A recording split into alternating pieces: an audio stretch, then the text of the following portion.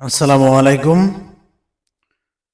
আজ থেকে আরো ৮০ বছর আগে যেভাবে গাছ কাটা হইতো করাত দিয়া, একইভাবে গাছ কাটা হইতেছে করাত দিয়া। দেখেন আপনারা, এটা একটা রিক্সে গাছ কাটে। বাম পাশে একটা পুষ্কুনি ঘাটলা আছে। এই গাছটা এদিক সেদিক ভুল বুঝাবুঝি কাটা হয় তাহলে ঘাটলাটা ভেঙে যাবে। এই জন্য অনেক রিক্স নিয়ে গাছটা কাটা হইতেছে। সড়ক দিয়ে কাটা হইতেছে অনেক দূর থেকে। দেখেন এই যে গাছটা কাটতেছে করাত দিয়া, আক্তার নীরব করাত টানতেছে, তারপরে কুদ্দুস ফয়জুল্লাহ সড়কে টানতেছে। দেখেন গাছটা কিভাবে পড়তেছে।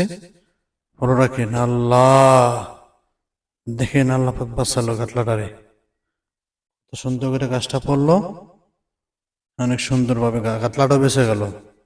নূর আলম স্যারের ঘাটলা এটা। আসসালামু আলাইকুম।